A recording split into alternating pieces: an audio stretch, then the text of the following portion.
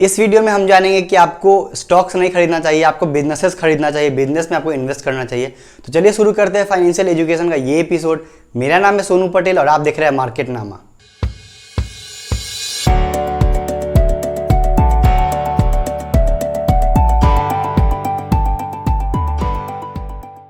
जब भी हम as a beginner stock market में इन्वेस्ट करने आते हैं तो हमेशा हम किसी भी स्टॉक का शेयर प्राइस देख के इन्वेस्ट करते हैं कि उसका शेयर प्राइस का हिस्ट्री क्या है। उस बेसिस पे हम उस कंपनी में इन्वेस्ट करते हैं।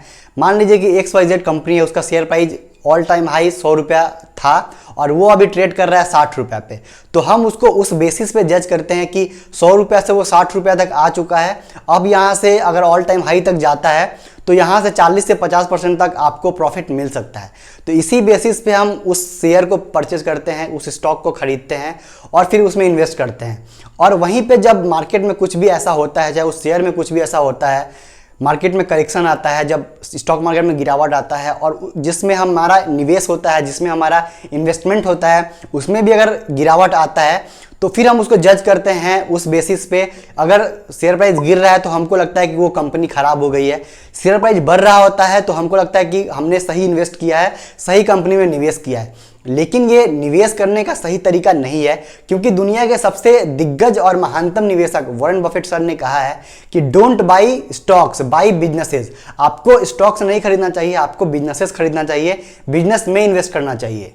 क्योंकि स्टॉक्स खरीदेंगे तो आपका शेयर प्राइस का जो पर डे का जो मूवमेंट होगा उस बेसिस पे आप अपने इन्वेस्टमेंट को जज करेंगे और हो सकता है कि आप उससे निकल भी जाए अगर उसमें गिरावट आ रहा है। लेकिन वो सही तरीका नहीं होता है। हमेशा आपको बिजनेस में इन्वेस्ट करना चाहिए। तो सबसे पहले आपको किसी भी कंपनी में इन्वेस्ट करने से पहले उसका बिजनेस को फुली एनालिसिस करना चाहिए कि बिजनेस का जो ट्रैक रिकॉर्ड है, बिजनेस का जो बैलेंस शीट है कैसा है, फंडामेंटल्स कैसे है कंपनी के, क्या वो आने वाला उसका जो फ्यूचर है वो सही है कि नहीं। इस बेसिस पे आपको सबसे पहले एनालिसिस करना चाहिए। उसके बाद उस बिजनेस में आपको इन्वेस्ट करना चाहिए। जब उस बिजनेस में आप इन्वेस्ट करेंगे, जब उसके शेयर को आप खरीदेंगे तो आप उसके एक पार्ट ऑनर बनेंगे, यानी एक छोटे सा हिस्सा का आप मालिकाना हक होगा आपके पास।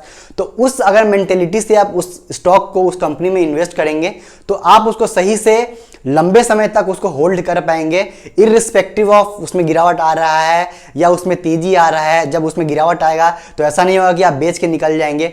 हो सकता है कि जब उसमें गिरावट आए तो वो एक आपके लिए अपॉर्चुनिटी हो अपने बिजनेस में फिर से उसके आपने जो बाई किया है, जिस प्राइस पे आपने इंटर किया है, उसके नीचे भाव पे आपको इंटर करने का एक और मौका मिल सकता है और ऐड करने का एक और मौका मिल सकता है। वही जब वो शेयर, वो आपका जो बिजनेस है वो ग्रो करेगा तो ऐसा नहीं है कि आप उसको कल होके बेच देंगे, क्योंकि वो आपका बिजनेस है जिसको आप जिंदगी भर करना पसंद करेंगे। तो ऐसा ही वॉरेन बफेट सर ने कहा है, क्योंकि डे टू डे बेसिस पे अगर शेयर प्राइस ऊपर नीचे हो रहा है तो उस बेसिस पे आप किसी शेयर को या किसी स्टॉक को या किसी कंपनी को जज नहीं कर सकते। मान लीजिए कि एक दिन में प्राइस ऊपर नीचे हो रहा है तो इससे उस कंपनी अच्छा नहीं हो जा रहा है या वो कंपनी खराब नहीं हो जा रहा है। तो बिजनेस एक दिन या 2 दिन या एक हफ्ते में आपको ये पता नहीं चलता कि कैसा है बिजनेस। लंबे समय पता चलता है जब वो कंपनी सेल्स करती है, रेवेन्यू जनरेट करती है, प्रॉफिट अच्छा जनरेट करती है।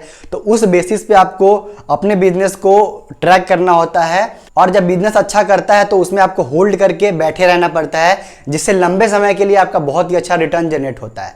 तो इस मानसिकता से आपको स्टॉक मार्केट में इन्वेस्ट करना चाहिए और आपको स्टॉक नहीं, आपको बिजनेस बाय करना चाहिए, बिजनेस खरीदना चाहिए। खरीदने से पहले आपको 100 बार उसको एनालिसिस करना चाहिए, उसके मैनेजमेंट का एनालिसिस करना चाहिए। उसके बाद जब आपने एनालिसिस कर लिया है तो उसमें आपको डे टू डे बेसिस पे आपको उसको ट्रैक नहीं करना है और उसमें आपको बने रहना है।